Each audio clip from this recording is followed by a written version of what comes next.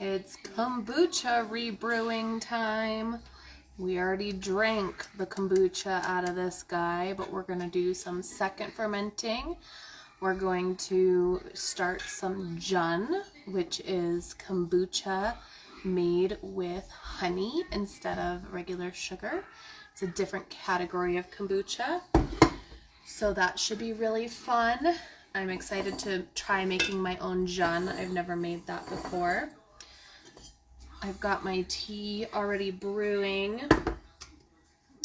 We're gonna bottle up some kombucha and do a second ferment tonight, so I can show you guys how to do that. I know some of you have recently started your own kombucha, so I know you would like to know how to do that. Hey, beachy girl. I'm gonna strain out. This has a cup of honey. So I like doing this in mason jars because you can just measure with the little measurements on the jar. So it had a cup of honey up to there, and it has 4 teaspoons of tea in here. And what I'm gonna do is I'm going to flip this to strain the tea into this bigger jar. And I'm gonna add some cool water to this so that I can add it to my kombucha SCOBY. So we're gonna let that drain for a second. I need to retrieve a SCOBY out of here for my client. So I'm gonna open this up and go fishing and grab her out my newest little SCOBY here. So this little guy just formed on the top of this batch of kombucha. Now the kombucha SCOBYs, they're a byproduct from the fermentation. They're kind of technically a waste product, but they are a colony of yeast and bacteria. So I'm gonna add this to a little baggie because I'm gonna be shipping it, and it's much safer to ship it in plastic than it is to try to ship it in glass. And cheaper too. And I'm gonna get her some of this starter tea. You just need a couple cups of starter tea to get going. I have a big old fat SCOBY in this one. Really fat. I'm gonna give her a couple more, another cup here. And then this will be ready to ship to its new home so she can start making her own kombucha. So with my clients, I will teach them how to make any and all fermented foods that we add for their program. If you don't know, I do microbiome coaching, and that includes integrating these different fermented foods into your diet to help heal the gut. There we go, little baby kombucha. So for my clients, I will ship them out any cultures that they need, and I will do live lessons with them where I walk them through the whole process of how to make all of the things. So one of my clients last week, I helped her make fermented salsa, and we made fermented sauerkraut, and we made fermented carrots. I double bag this so that it doesn't, if it does break open, at least it's in another bag. There we go. Perfect. So that's gonna go out to my friend, my new client. Wow, that is a fat SCOBY in here. This one's really old SCOBY. You can see the longer it sits, the bigger the SCOBY will get. So sometimes it's just been sitting in there in my SCOBY hotel for a month or 2 at a time, and it has a chance to get really, really fat. I'm gonna turn you guys. Ooh, this one smells really good. The green tea with the honey smells super good. I'm gonna get some filtered water here to cool off my kombucha base, my tea. You want to make sure that when you add the tea to your kombucha that it's right around room temperature. You don't want to shock your SCOBY with too much heat. So I'm going to add cool water to this, and that will help to bring it closer to room temp.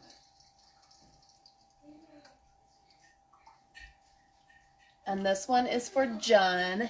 Hey, Holly's in the house. Now to gauge room temp, you can kind of just stick your finger in there, and if it's not hot to your finger, it'll be fine for the kombucha. So here's my jar. This is going to be our Jun jar. Jun is just kombucha that's been made with honey instead of sugar. I've never actually made Jun before. I've had Jun, but I've never made it.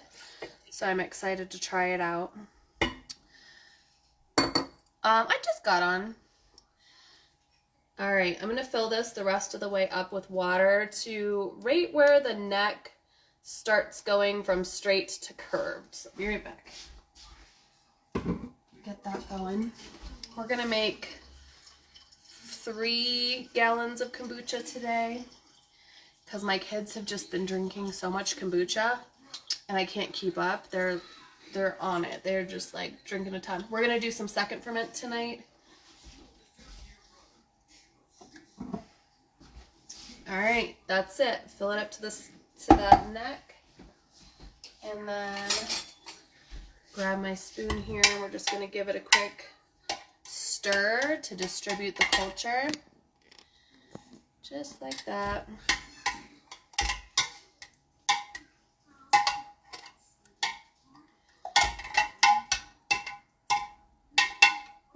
There's a SCOBY trying to come with my spoon. There we go. All right. Oh, you were on Cowboy Leisure's live? I didn't know she did lives.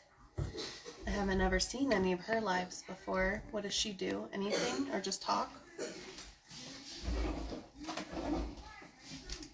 Is she just a gabber? All right, this is Jun. And it is for $2.27. $2.27. So this only has a cup of sugar, so it'll keep for a week. Can you use SCOBY from a regular brewed kombucha for a new Jun brew? Yes. I did 1 cup of honey for a 2-week brew. So with this, when you're making kombucha, you want to give it as much honey or sugar as you need to feed it for a certain amount of time. So I will do 1 cup of sugar or 1 cup of honey to brew it for 2 weeks. If I want to brew it for a month, then I give it 2 cups of honey or 2 cups of sugar. Oh, I gotcha. So yeah, this will just sit for 2 weeks. So mid-March, it'll be ready right around my birthday. I'm gonna set that aside. And then I'm gonna get the next one going. Yeah, it just depends. So if you want to ferment for longer, which I love kombucha that's been fermented for a whole month, you just need to give it more food. And it makes a really like rich, thick, delicious, it tastes like apple cider, almost like a hard cider, but not like super hard. It's not like gonna make you drunk or anything, but it's much more like silky. It's not as like light and crisp. It's more thick. It's hard to explain. You'd have to try it to like really understand what I'm talking about. Until you've tasted a 1-month kombucha versus a 2-month or 2-week kombucha, you can't really like conceptualize it. It's different. It's definitely different. Let me get my strainer here.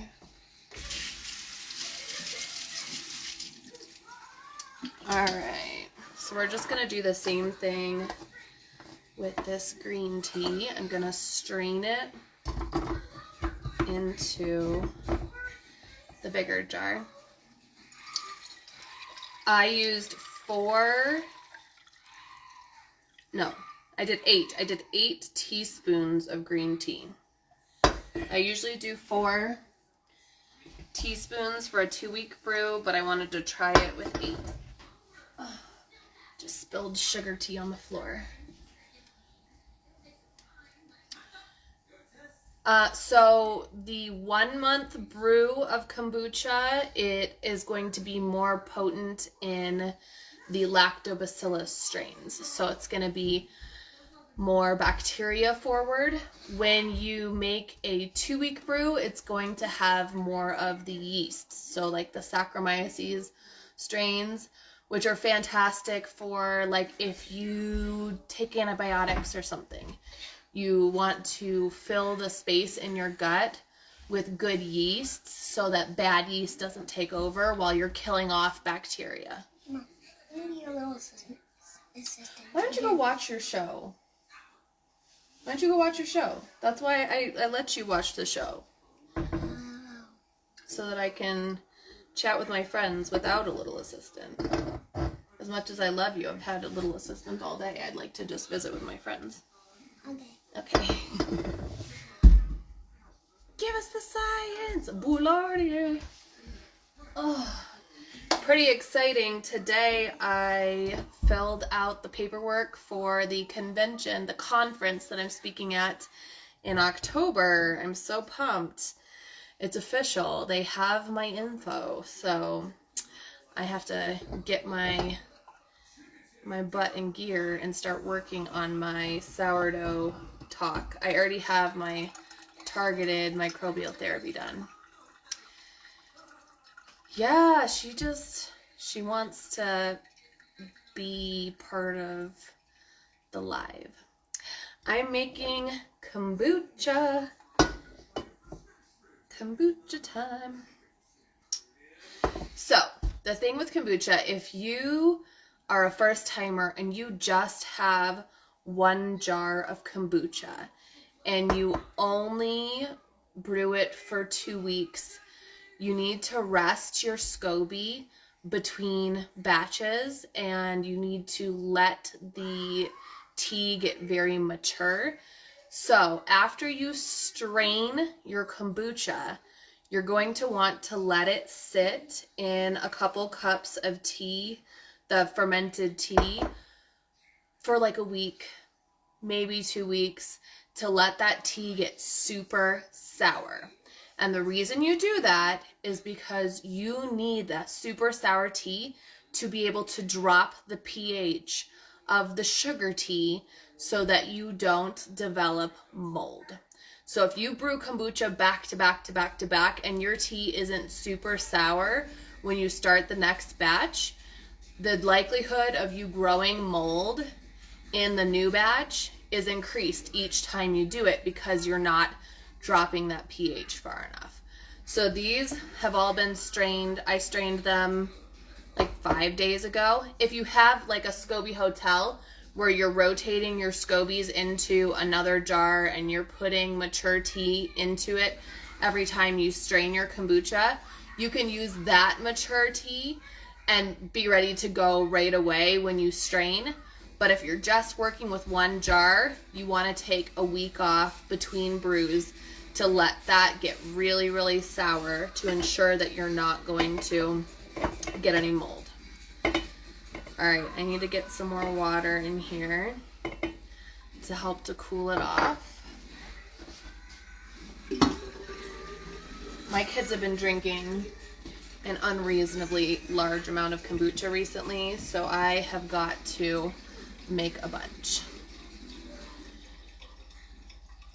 Do my brews usually last through the wait time? Yeah, I mean, they're fine. They can sit indefinitely. They will drink it. What I used to do was I would do a gallon of kombucha every single week. So I would make 1 gallon and then the following week I made another gallon and the following week I made another gallon and then the 4th week I made another gallon. But on that week, my first gallon was ready because I was doing the 4-week brew. And so then I would strain the first one and start another one. And so I always had 4 going and each week one of them would be ready. So I always had a gallon of kombucha that was ready to go. You're going to be sad waiting for more. I know, and it's hard. So you're going to have to figure out a system to make it work. I was like, there's got to be a way that I can keep us in kombucha all the time. And that's what it was. But I've been out of the habit. I almost feel like I need to start making 2 gallons a week as much as they've been drinking. Either that or I need to start rationing the kombucha because they have been getting a little out of hand. Like drinking a gallon of kombucha in like 2 or 3 days. And I'm like, y'all, you need to chill. Because it's like gone. I'm like, you guys, come on. Stop it. Stop it. I'm going to fill that up the rest of the way with water. And I'm going to get ready to make the next one.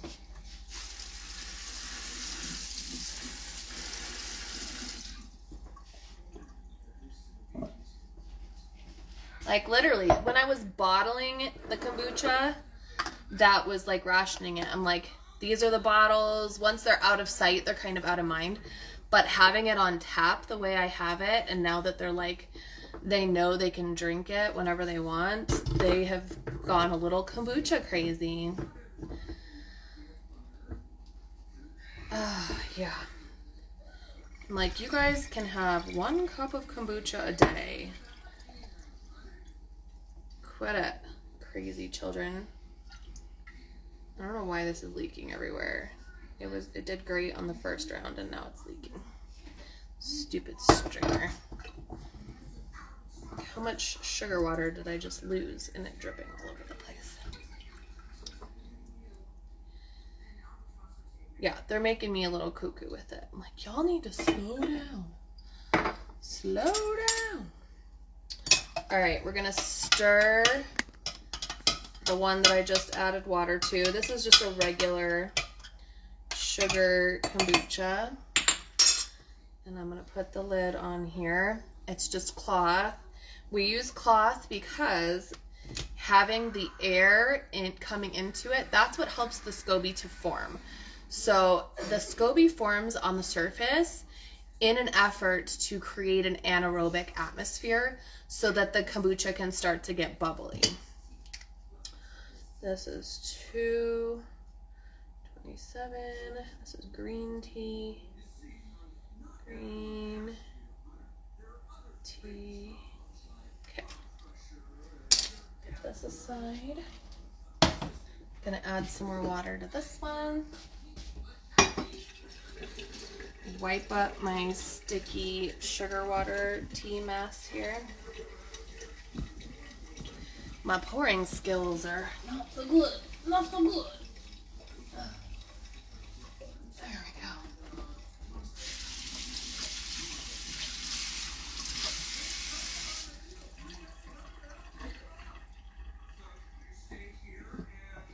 All right, last one.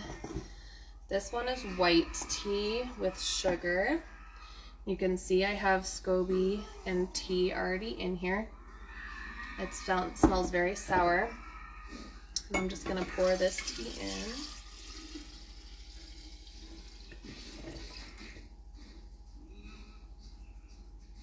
in. And then fill this the rest of the way with water. I don't know where everyone is tonight. It's kind of quiet in here. There's other lives going on. Who else did I see that was live? That was interesting. I don't think Melly is live. No, she's not live. There's several people live right now. Who knows? Who knows where people are at? I'm just listening.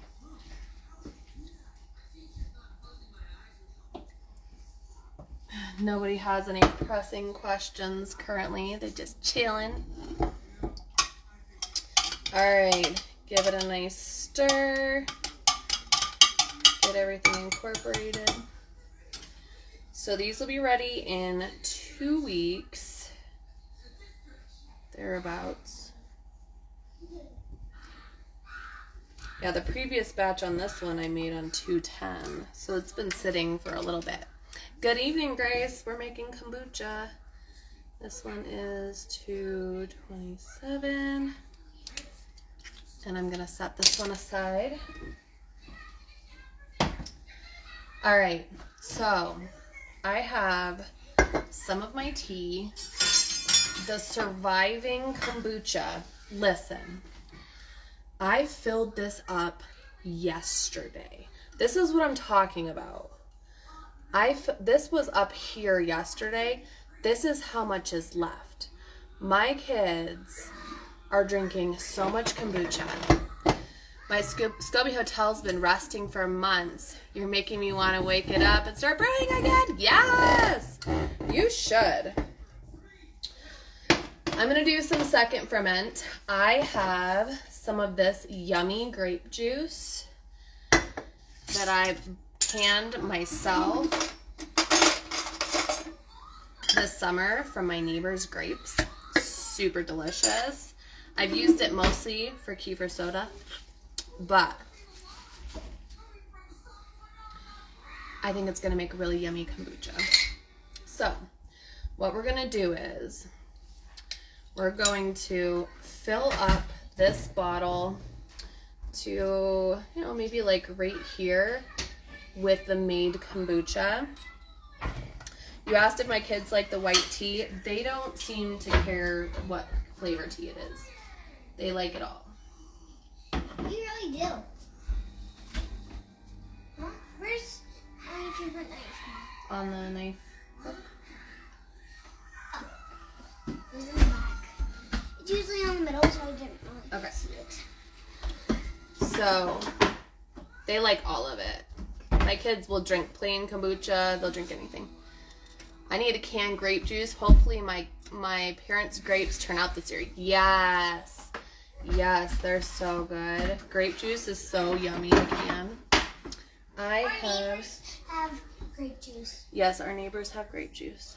Well, they have grapes. I turned it into juice. They have grapes. I'm going to do... Ooh, I almost spilled it. Grape. Yep. So I'm just going to add the juice to the neck, like an inch from the top. So to right here.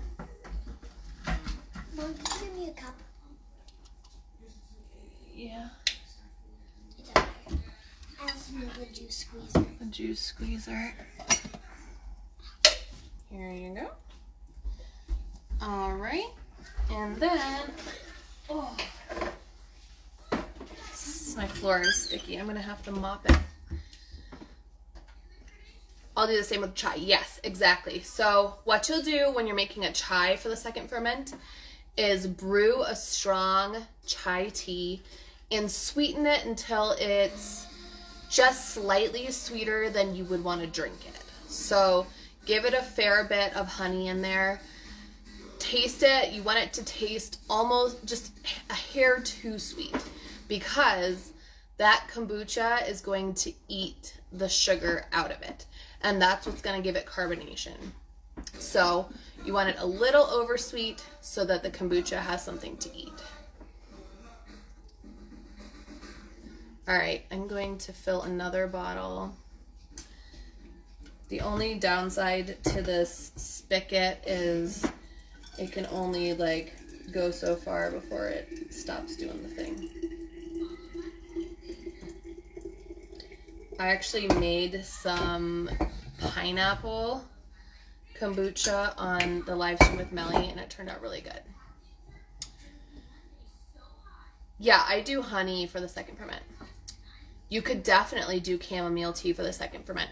You could even just do black tea or green tea. You could do hibiscus tea, and really any tea you want. Go nuts, get creative, and just sweeten it just until it's a hair too sweet, and then it'll be good to go. You can use any kind of juice. You could put fresh fruit in it. Fresh fruit does tend to get a little explosive. Mom, can I add sugar into this or maple? I think maple dissolves better. I kind of want to try sugar. You don't need just sugar. You can do maple or honey. That made a pretty color. I don't normally do second ferment because my kids drink it so fast that it's almost pointless to even mess with it. Oh, can I have that? Yeah, it's empty. What are the teas do you have to use for the first ferment? You want to do either green tea, black tea, white tea, or oolong tea. You're looking for a tea that is from the Camellia sinensis plant. Because the kombucha likes to consume caffeine, It likes to consume polyphenols, and it will eat the honey or the sugar. Yeah, the second ferment will slow them down a little bit. It's true. It's true. Now that it's not in the bottle. Ooh, you're about to do kefir? Me too. Me too. Hey, can you please get this out of my workspace? Please add some honey into it. Why am I doing it? You do it. Here. Hold on. If you're making limeade, you need to do the thing. Here you go. Yeah. I'll get your stuff together. So there's just a tiny bit of kombucha left in here. I'm gonna add some of this grape juice into it. You still have grape juice? A little bit.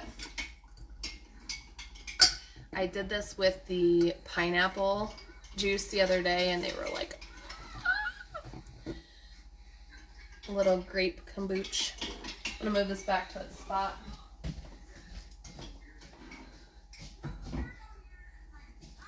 Okay. I'm gonna keep this grape juice, put it in the refrigerator, and make some kefir soda with it. Maybe tomorrow. It didn't dissolve well. That's why I said use the maple.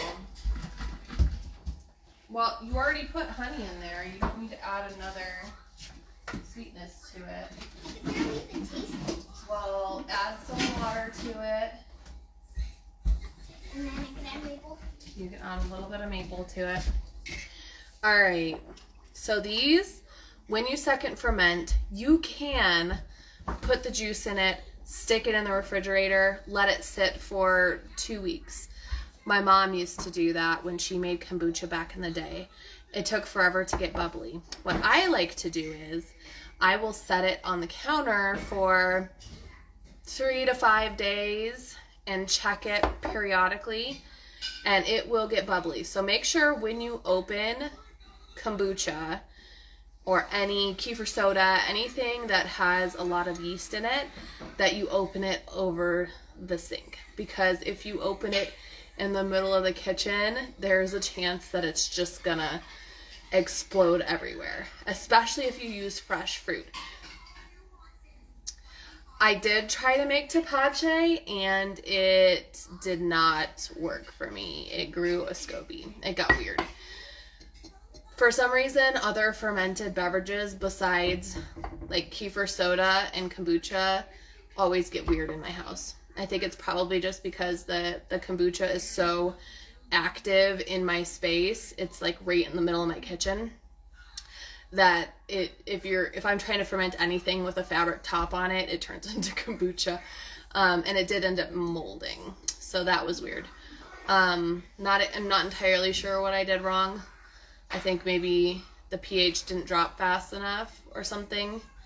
I also tried to make ginger beer using a ginger bug, and that got weird too. Yeah, you can have a little bit of the kombucha. What flavor is it? Grape. Yeah, if you don't open it over the sink, it will definitely explode. Without fail. Yeah, the ginger bug did not work in my house.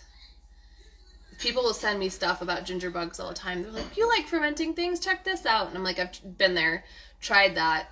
I think I would have to like get rid of my kombucha SCOBYs, or like put a solid top on it or something to make the ginger bug thing work. That's the only thing I can think of, because it got weird. Things got weird. Okay, I'm gonna put the kombucha away really quick in my little nook.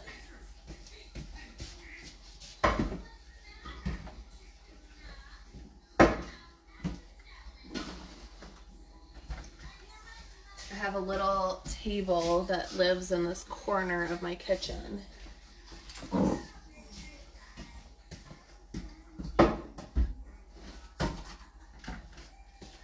That all of my kombucha lives on. Yeah, things got weird. Okay. It's kefir time. It's kefir time. What you looking for? Hmm? There you go, baby. How's everybody's kefir going? Who hasn't done kefir yet? I know a lot of you are on kefir now. I'm just cleaning stuff up. It's such a limited frame. You guys can only see me when I'm straight in front of you. What? I don't have any up here right now. That's not, I just made that. That's not kefir soda. That's grape kombucha. That is so good. Here's the kefir. You've never done kefir? Oh, it's so good. Is that yummy? Natalie just made lime and limeade with the grape kombucha. If you mix those together, it is so good. It's hissing. Oh, it's so yummy. All right, let me finish wiping my face here.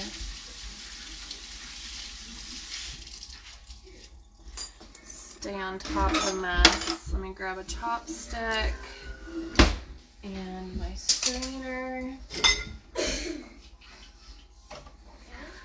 Yeah, you want some kefir soda? Hold on, I'm gonna have to. Hold on, don't walk away with that. That's gonna explode everywhere if you don't do it over the sink. Get your cup, bring it over here, I'll open it. I'll get my cup.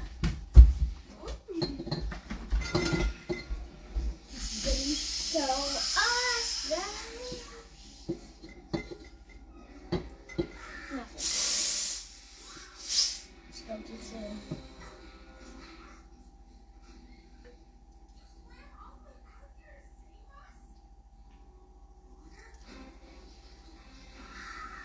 The only reason it didn't explode is because it's not completely full, thankfully.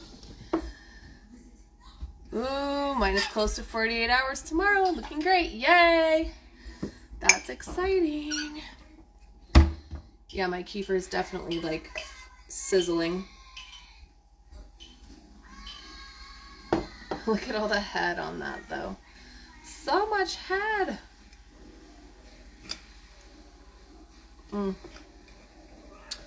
The grape is super good. Grape kefir soda is delish.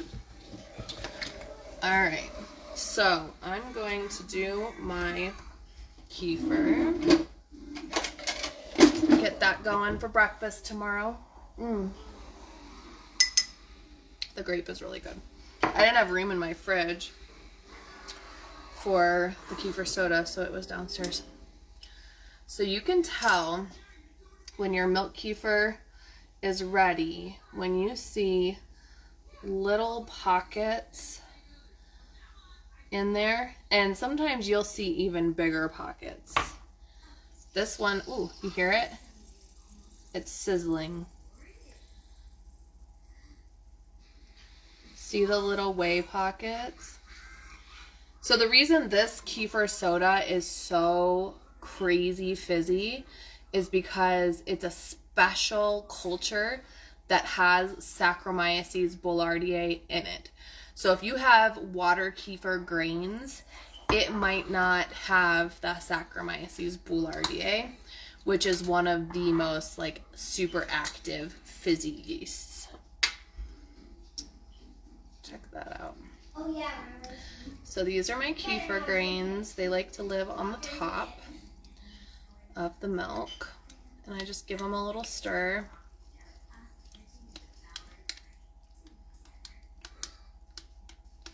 A lot of times kombucha does not have Saccharomyces boulardii because it's fermented for too long of a window.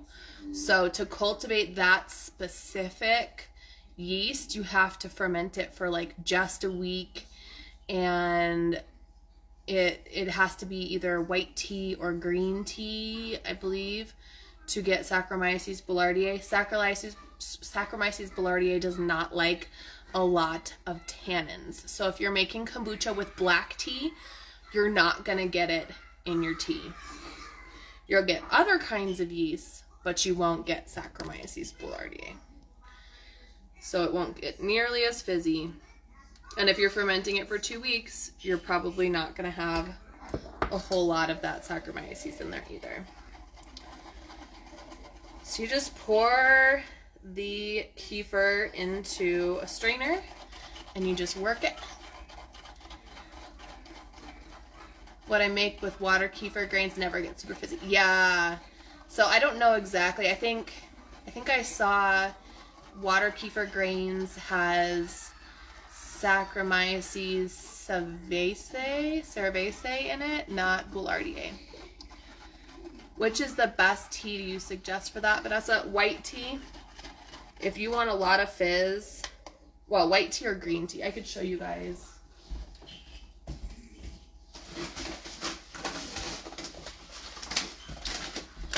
So the white tea I use is Davidson's Organics,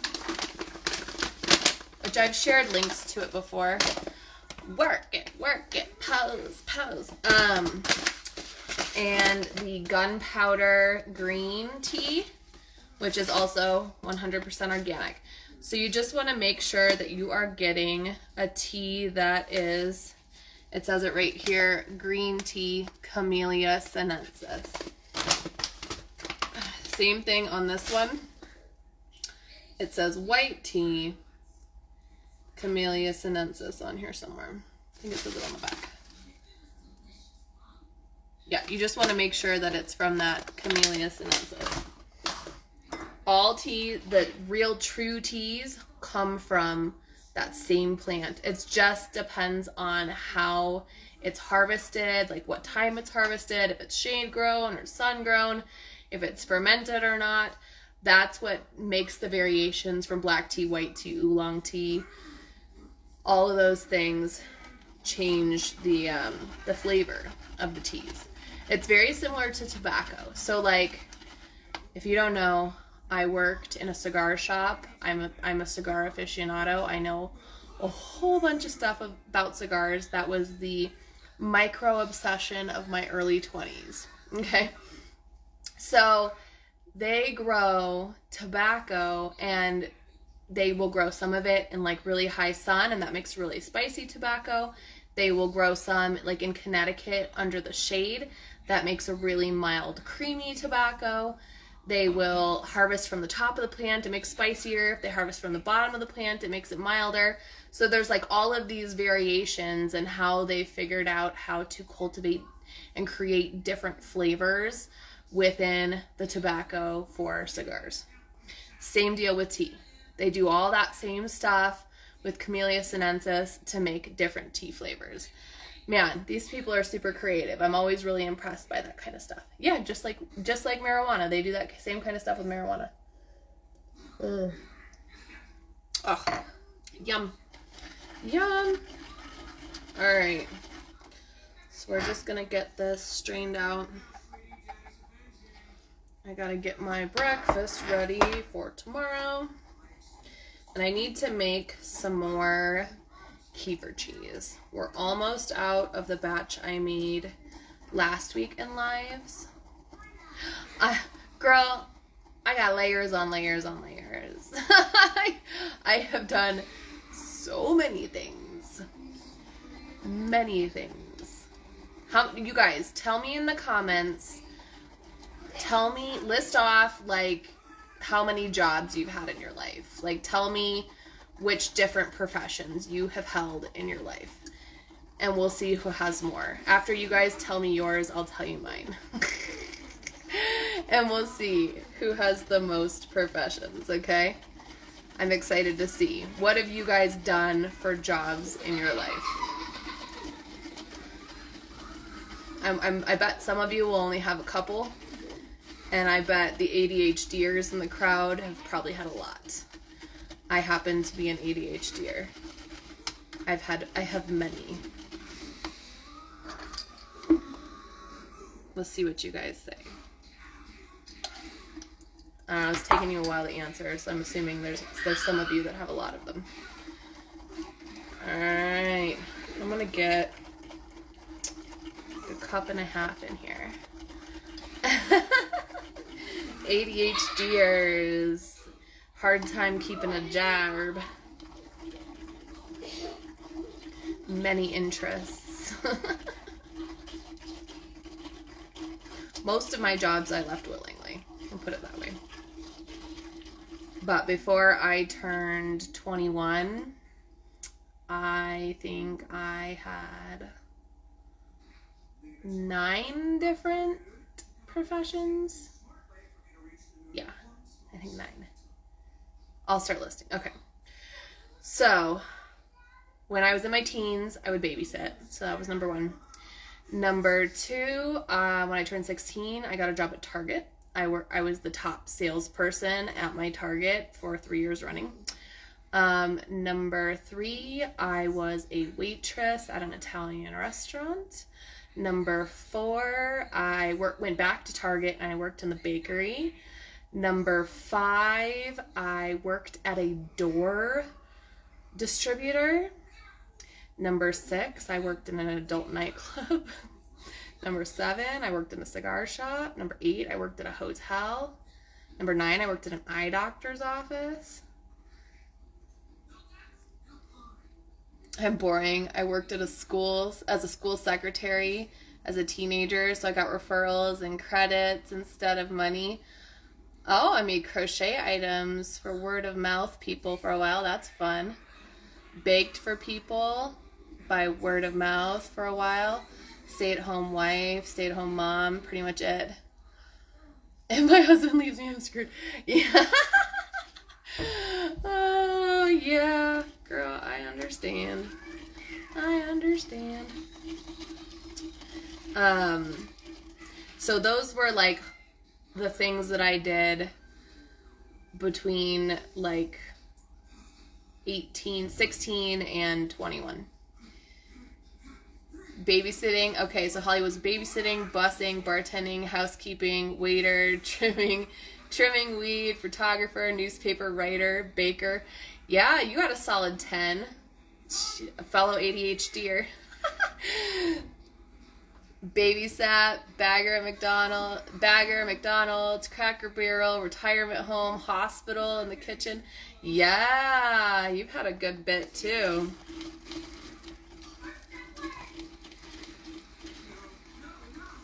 Then again, he can't handle the kids, so he'll probably get all his money still.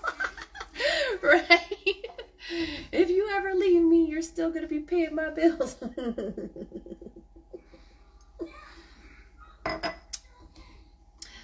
Oh, nice, Darby. So what exactly is kefir? Milk versus water, and what are the benefits? So, milk kefir has significantly more nutrients than water kefir.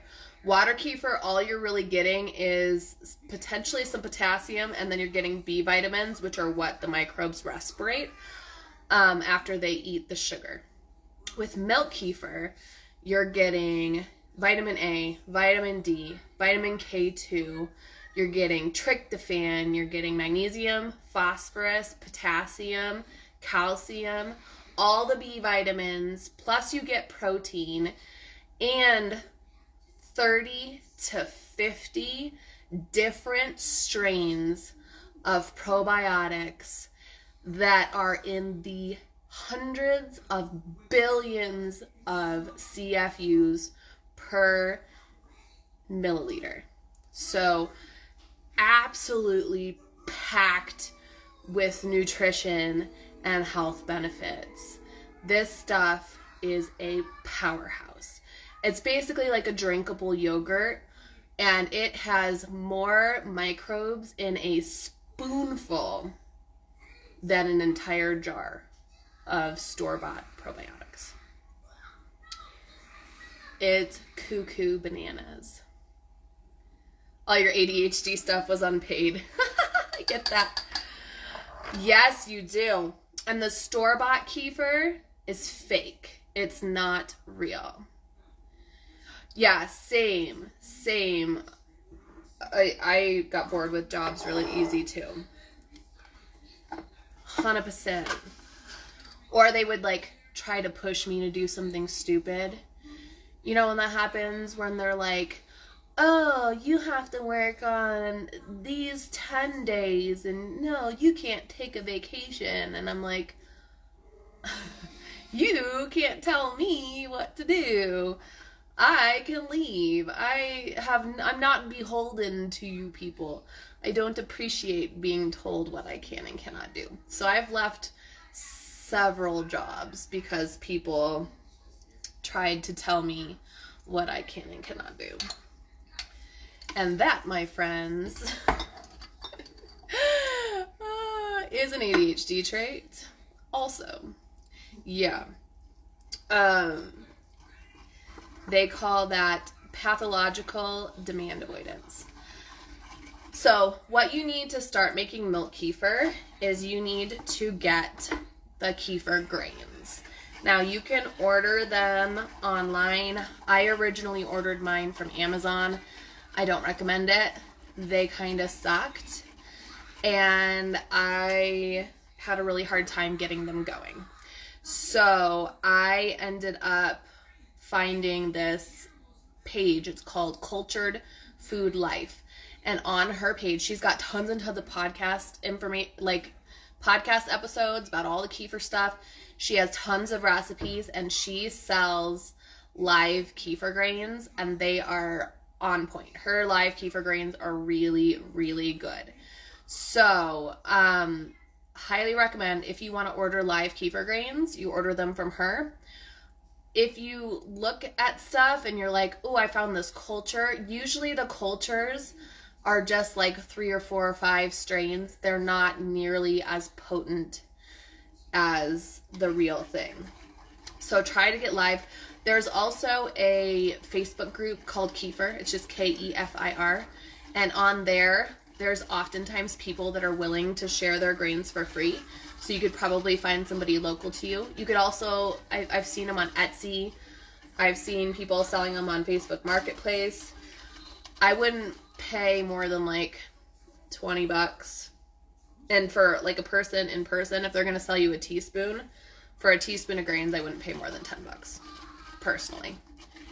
When I get extra grains, sometimes when I'm feeling altruistic, I will offer to ship them out to people for just shipping cost.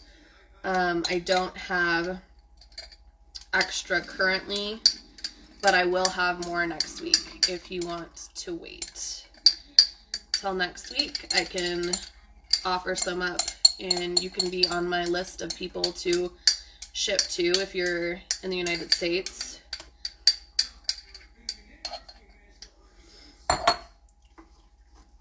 Oh, Holly said that's why my oldest and I both had so much. Yeah.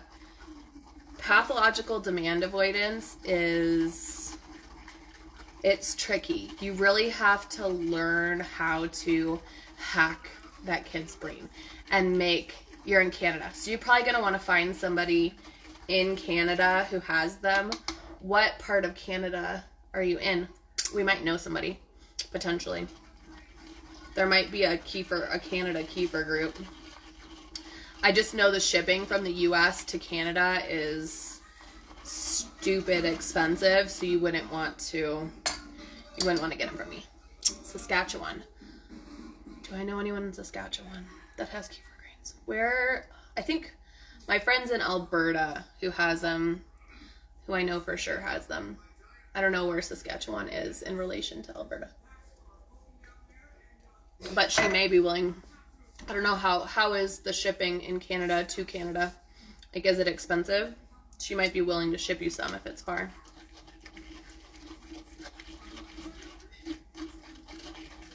I get a lot of Canadians on here, actually. I have a fairly large Canadian audience on Instagram. It's the next province. How big is a province? I don't know anything about Canadian geography. You're in Alberta. Do you have milk kefir grains? we're going to start a milk kefir grain chain in Canada. We're going to get a couple of you guys who have milk kefir grains and like connect you all on Facebook so that you can share with people. Because there's always people. I have a ton of Canadian friends, and which I love. I absolutely love Canadians. I feel like Canadians are like the sweetest people in the whole wide world. Yeah, I feel like you guys need a milk kefir, like a culture swap in Canada. I think that would be really helpful for you guys. All right, so this is what milk kefir grains look like. Let me show you. They look like little cauliflowers. Oh, okay. Well, we're going to figure out somebody in Canada who might be willing to share with you. They look like little cauliflowers. I think we should start a list of people. Mom? Yes. Can I please play video games? Yes. Do you need me to log you in? Yeah. No? Okay, good. Because I have one person for sure I know in Canada who has milk kefir grains. I'll have to ask her. I'm not sure what province she's in, if she'd be willing to share with you guys. Because she's feeding hers water buffalo milk. How cool is that? Water buffalo milk. Alright, so what I'm doing here is I am measuring my milk kefir grains. You want 1 tablespoon per cup of milk. Yeah, that would be cool, Holly. We need to get some up to Les. That would be good. Les needs kefir grains. He's in Canada. We need to get some. I think Gillian, she lives on like the east side of Canada. I don't know. I'm terrible at geography, especially countries I don't know. I am terrible. I think Les lives on the east side of Canada too. Kate of Venison for Dinner is in Canada. Do you know if she sells milk kefir grains? So we're going to put 2 tablespoons of grains into my 2-cup jar. Let me grab some milk. Hey, Donovan, before you start, can you guys go grab me some purple milk?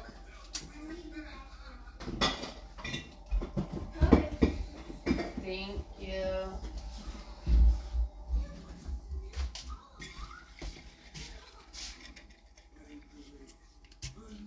Because that would be cool if she was in Canada. And if she sells kefir grains, she might be a good place to start.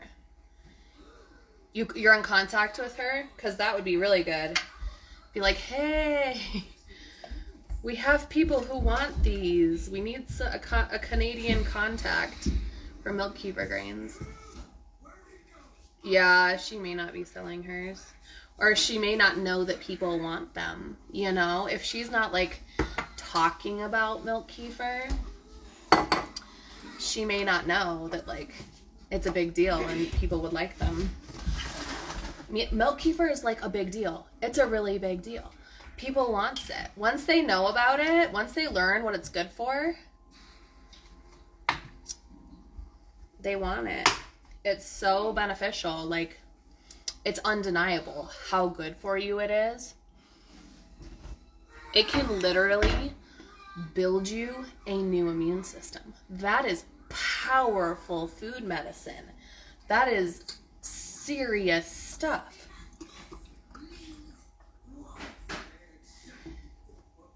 You think she does? Oh, you girls are so smart. We might have found you guys some milk kefir grains. Yeah, let's find out. Because we need a connection in Canada. It's top-notch food medicine. This is like right up there with beef liver and oysters and all of the sardines. Like super, super powerful food medicine. She has her own cows. Yeah, I bet she does have milk kefir grains. I bet she does. So you can see this is solid. It's a solid mass. These are my extra grains that'll end up going down to my client in Florida next week. I may end up shipping these out tomorrow. I know Fifi needs to get on it. I told her I would ship her some. I was like, hey, let me ship you some milk kefir grains. And she never responded. She doesn't get it yet. I need to get her on board because it is like, if you like Alruterai, you're really gonna love homemade milk kefir because it's powerful. This stuff got me to the point where I no longer need to self-medicate for my ADHD. Like, I am so balanced. So balanced. Yeah, she never responded. And it is really easy. And it's just on the counter. Like, you don't have to have any crazy equipment. Once you have the grains, it's so easy. You're literally just straining it out. Like, you cannot beat the simplicity. I drink a lot of milk kefir daily, but I am also a little extra. When I first started drinking milk kefir, I went from 0 to 60. So I was drinking a full quart, sometimes 2 quarts of milk kefir, pretty much from day one when I started making milk kefir. From my first sip, I was like, oh, this stuff is good. And I started drinking an absolute ton of it. So for me, every morning for breakfast, I drink a quart of milk kefir. And that's what I have for breakfast. So it's 40 grams of protein. It fills me up until 2 p.m. I'll drink it first thing when I wake up. And it is just so nutritious. And it's pre-digested food. So when you drink milk kefir, your body doesn't have to work to uptake the nutrients. So you take that into your body and your body can just pull those vitamins straight in and put them to work. Once you have enough, so am I. Right now I'm doing 2 cups a day most days. Yeah, dude, I love it so much. Pretty soon you'll be able to second ferment enough, but you're making it for the whole fam, so it's a lot. No, plant-based milk is not even remotely as good. Plant-based milk has almost no nutrients to speak of. It is not even comparable.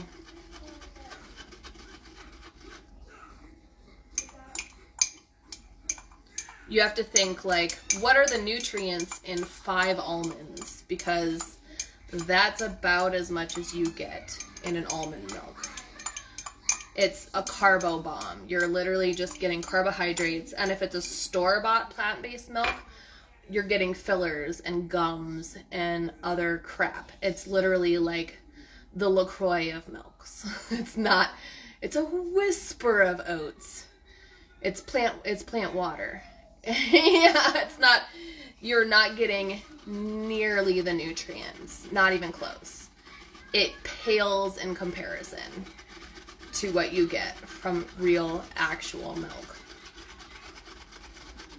Now, if you want to compare like a goat milk to a sheep milk to a cow's milk, sure. Like, all of those are super, super nutrient dense and they will give you deep nutrition.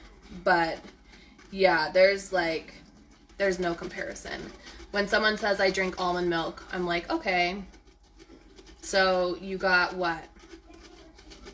Like 1/2 gram of protein from that? That doesn't count as a protein. All it is drinking a pointless filler. You might as well be drinking water, as far as I'm concerned. And if you're drinking oat milk, all oat milk is carb water. So you're drinking, and especially if it's not an organic oat milk, you're drinking a glyphosate carb water. So the nutrients, there's none. Like, it literally spikes your blood sugar. There's nothing to be said. No nutrient benefit at all. It's not a health food. It's an empty carbohydrate fad. And it's unfortunate that it became as popular as it did because it's entirely pointless as far as from a nutritional standpoint. Completely pointless. All right, I have another tablespoon of grains here. I'm gonna add this to my jar. So now I have another 2 cups of milk here that I can make. So yay. They advertise what as having 30 grams of protein. Oat milk. Because if you're having oat milk and it has 30 grams of protein, it also has 60 grams of carbohydrates, and it completely cancels out the usefulness. Almond milk, I would have to see which almond milk is in it, what's in it, but most of them are absolute trash. Like, and how much? That's what I want to know. Because 30 grams of protein in almonds. Hold on. Hold on. Do I have... Here, let me pull it up on my phone. Let me see if I have my 30 almonds on my 30 grams of protein list. Hold on 1 second. Let's see. Oh, wrong one. I have a list that has... Dairy is far superior. So many more nutrients. Let's see. Do I have almonds on here? Fermented foods. No. I don't have almonds on here. How many almonds for 30 grams of protein?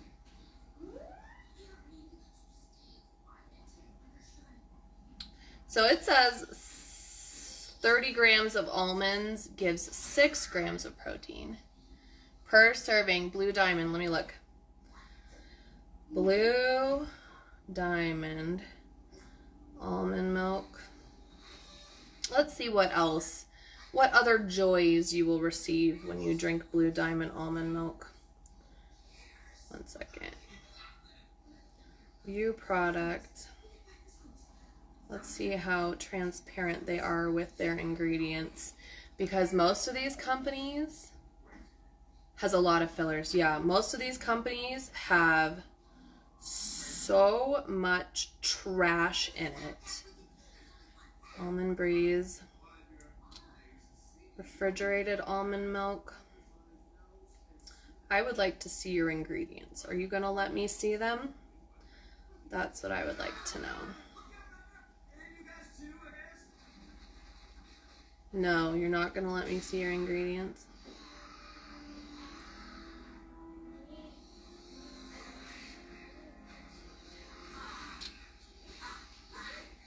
Come on. This is what I get pissed off about, because there's no transparency.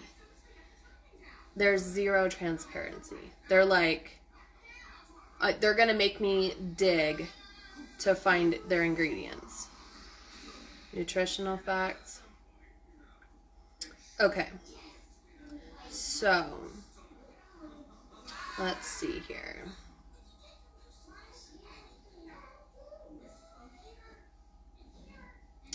There is 1 gram of protein listed. 1 gram of protein per serving listed on their website. It says there's vitamin D, which would be synthetic. There's calcium, which must be added. So the ingredients, almond milk, calcium carbonate is where the calcium comes from, which is a very indigestible form of calcium. Very misleading. So it's probably 30 grams of protein in the entire jug. This is what I'm talking about. How they're so deceptive and their labeling is so bad. Yes, so the thing with people who are lactose intolerant, Darby asks, can those who are lactose intolerant benefit from homemade milk kefir? Yes. So the difference between homemade milk kefir and a yogurt or a kefir you buy from the store is you are fermenting that kefir for 24 to 48 hours. And the microbes eat the lactose. That is their food. And they excrete the enzymes to digest dairy. So people who are lactose intolerant are not actually lactose intolerant. They don't have the enzymes in their body to digest it. So when they take milk and they pasteurize it, when they heat it up to those high temperatures, it destroys the enzymes that help your body to digest that dairy. So most people who are lactose intolerant can actually consume raw dairy products because the enzymes are present to help you digest it. But when you ferment the dairy, it breaks down the lactose, it breaks down the casein, and it adds the enzymes, and it gives your body the microbes needed to be able to digest dairy. It's amazing. My husband used to drink it and I would cringe. Oh no, the almond milk. It's terrible. So that's not even all of the bad stuff in here. So there's sunflower lecithin in here. There's Gallium gum. What the heck is Gallium gum? There's natural flavors. Who knows what that means? Natural flavors are trash. There's vitamin A palmate, vitamin D2, which is not even the form we need. So frustrating. I save all of my lives, Darby. They are all on my page. This is my preferred modus of communication, is to be live one-on-one. So I save all of them, especially because I like to take these lives and I post them over on YouTube, and then I chop them up into smaller, more digestible pieces so people can go back and watch them later. Yeah, valuable information is the name of the game, sister. Can a newborn drink milk kefir? Absolutely. I would give a newborn milk kefir. I wouldn't give them very much. I would give them just like a little bit on their tongue to start. But yeah, they absolutely can. I don't see any reason why they couldn't. All right. There's so many nutrients in there, especially if you make it from raw milk. That would be fantastic for a little baby. Okay, so these kefir grains are going to sit on the counter for 24 hours, and tomorrow I will strain them again and they will be ready to create me some more kefir. So it's a once every day to once every 2 days situation where you're straining the milk kefir and giving it fresh milk. Thoughts on stevia, agave, and monk fruit? Okay, for one, stevia is a hormone disruptor. They use it in South America as a form of contraception. So I don't trust that stuff anymore. Agave is pretty much corn syrup, but it's from, cactus or whatever. It's like cactus corn syrup. It's very, very high in fructose, so it spikes your blood sugar really high. Monk fruit, I don't have any other things about it other than it tastes like shit. I hate monk fruit. It's disgusting. I personally believe that we can handle some natural sweeteners. So as far as sweeteners go, I'm honey and maple syrup. But those are things that I only consume in conjunction with protein-rich foods. So I don't eat carbohydrates by themselves, ever. That's how you get diabetes. That's how you spike your blood sugar. That's where PCOS comes from. If I'm eating something with carbohydrates, with honey, with maple syrup, I will have that after I've consumed 40 grams of protein. So it is dessert It's a side dish. It's not to be eaten alone. You will never catch me eating a waffle with maple syrup until I have had a big plate of eggs, sausage, bacon. And even then, I will probably only eat half of a waffle. Because your blood sugar, you really want to keep that protein much higher than carbohydrates. I don't believe in cutting out carbohydrates, but I believe that you need to be smart about when you consume your carbohydrates. Does that make sense? Stuck. That's how I went from having a hot spot on my leg and obvious insulin resistance to being to the point now where I don't have any blood sugar issues. And I can go hours and hours and hours and hours between meals without getting shaky, without feeling like I need sweets. Once I started having that kefir, you won't even need that many carbs. Yeah, your body, when you drink kefir, kefir is so packed with nutrients and protein and the microbes. It has both bacteria and yeast. When you start consuming that, it will repopulate your gut and create a new immune system for you. So while you're consuming that, it does things that people have only dreamed of, right? So people are always, I have yeast infections, I have bacterial vaginosis, I have candida, I have crazy sugar cravings. Listen, when you start eating kefir, those sugar cravings will go away because all of those microbes take up residence in your gut and they push the bad candida away. They make bacteriocins, which is an antibiotic. It's like the protective security system for the good microbes that push down the bad microbes. The glucose goddess has a lot of good pointers to keep your blood sugar stable. Yes, I like the glucose goddess. She does have a lot of good information. I definitely agree. Oh, you want to know how it tastes? It tastes like, it can be tangy to mild yogurt. So what I do, if I drank it right now, it would be kind of tangy. The first ferment can be a little more tart. But what I like to do is I do a second ferment. So I will take like 2 cups of this kefir and I add more milk to it. And what this is doing is it is feeding those microbes that we cultivated and making them stronger.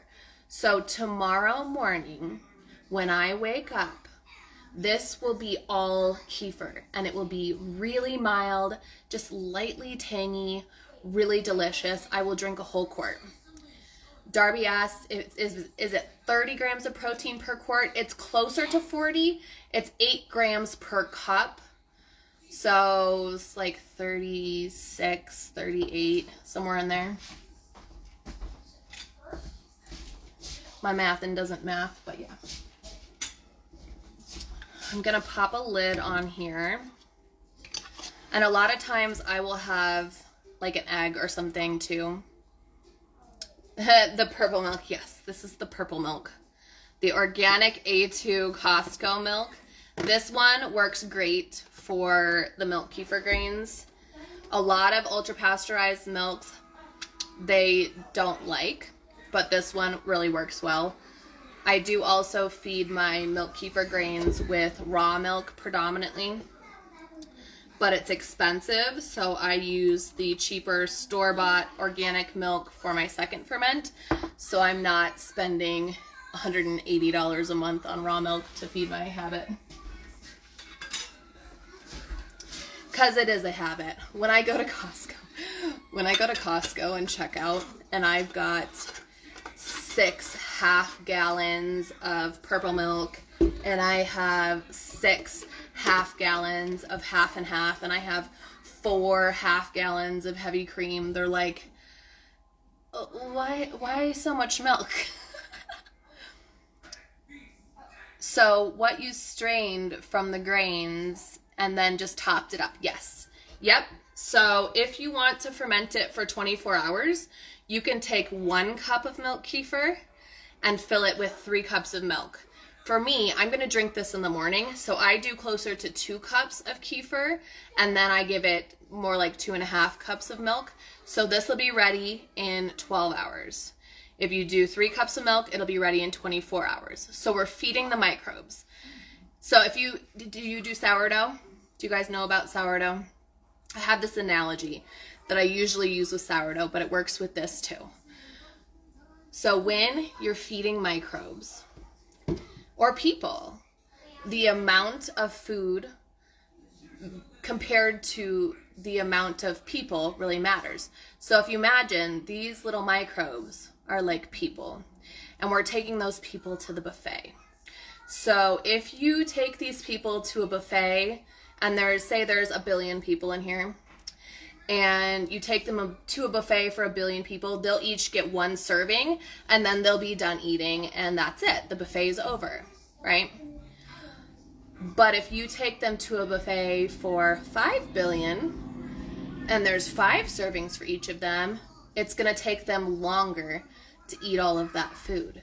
If you take 500 million people to a buffet for 10 billion people, it's going to take them a whole day to eat all of that food. So anytime you're feeding microbes, consider how much food you're giving them. So there's a lady, her name's Donna Schwenk, and she tells people to do a second ferment where you just take all of the kefir you strained and you give it an orange peel. Now, an orange peel for 10 billion people is not going to feed all of the people. So that's going to be ready in like 1 or 2 hours. Like it's going to be ready a lot faster. It'll flavor it. It does give them some food, but it's not going to prolong their feeding period. It's not going to give them a chance to proliferate for as long of a time. Does that make sense? I love my buffet analogy. That was the thing that made sourdough finally like make sense in my brain, because a lot of people who do sourdough, they recommend feeding the sourdough starter equal parts water and flour. So when you do that, you're taking 10 people to a buffet for 10 people. And so they're going to eat through that food really fast and then they're hungry again.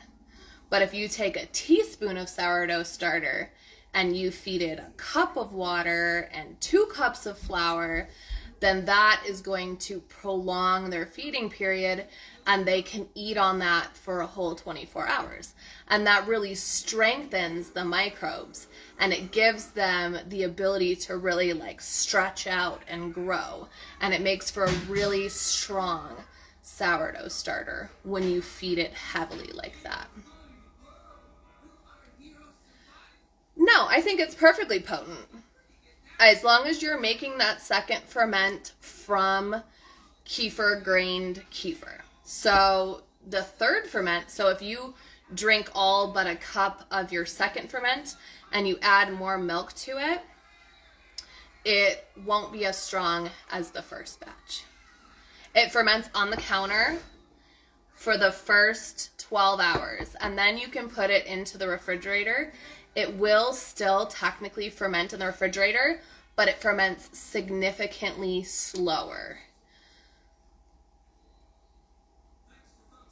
It slows it way down. It puts them like dormant, makes them dormant. All right, I'm gonna label this.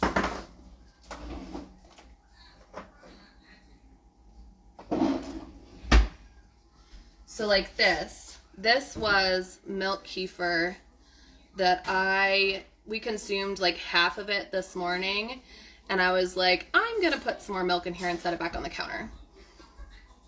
And it's still a little bit milky. You see how it sloshes around a little bit? So this is gonna be ready soon, probably 2 more hours, bedtime. Oh, you got baby to bed? Good job. This will be ready around bedtime. You see how it's sloshing? It won't slosh when it's ready. That's still liquid. That tomorrow morning, this would be over fermented.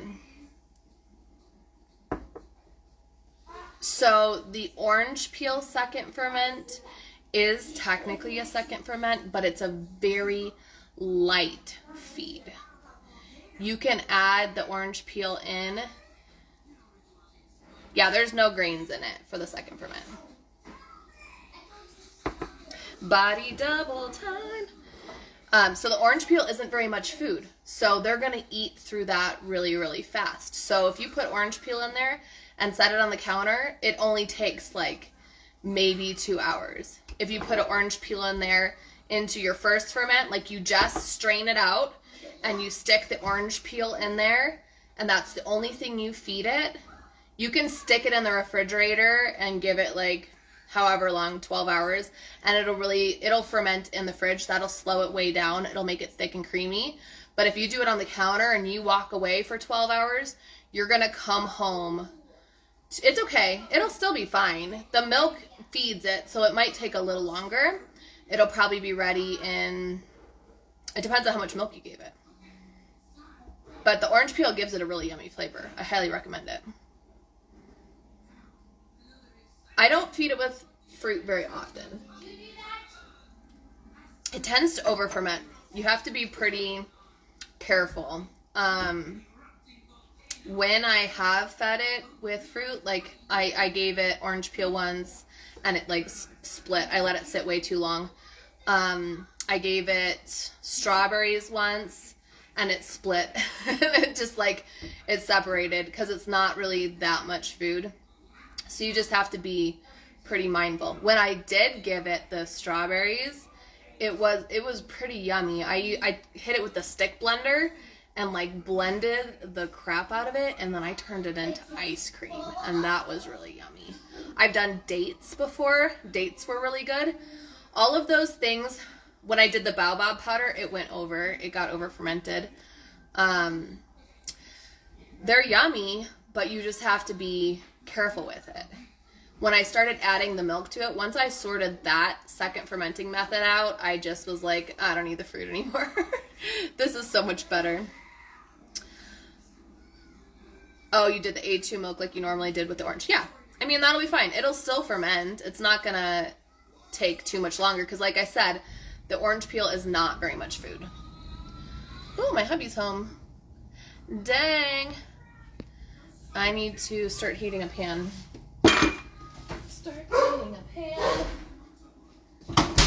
I'm gonna make a mistake. I got sucked in. Tasted good the first day, but kind of tasted like throw up the next day. Yeah, so take the orange peel out of it. The baobab, do you think it split because you said it was a lot of kefir? Yeah, it had too much kefir in it for as long as I let it sit. That was why it split for sure. I'm going to end up getting off here in a second. I got my husband some steaks from Costco today, so he's going to be very happy. Yeah, the orange peel with I feel like the white part of the orange peel gives it kind of that barfy flavor if it's in there too long. So I like to take a peeler and just try to peel and get very little pith with it. I think that makes it taste better. And what you can do, hot take, if you carefully peel the orange part off of an entire orange, you can stick those peels in a plastic bag or whatever and stick it in the freezer. So it's like ready to go for future batches, and then you can just pull it out of the freezer, take a couple pieces out of the freezer, stick it into your kefir, and then just pull that out after a couple hours or whatever. Or if you put them in and stick it straight in the fridge, then it can stay in there for probably a day. But you definitely want to take it out so it doesn't get that eau de barf. Hey, baby. I just saw your message, but your dinner is going to be fast to make.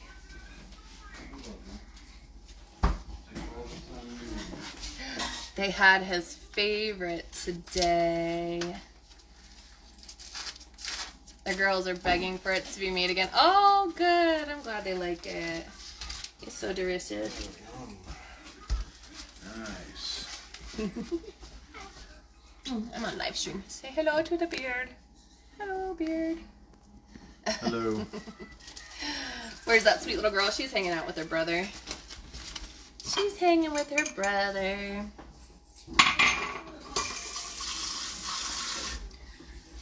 Alright, I'm going to make him a steak. I'm going to hop off of here so I can visit with my hubs. Oh yeah, she can't have the orange. I know, he has an epic beard. Everybody says hi. Hello. He says hello. He's been growing that thing for a long time. Good night, everybody. Thanks for hanging out tonight. I hope it was helpful. I will post the replay in case you need to go back and see any of the things. I'll talk to you soon.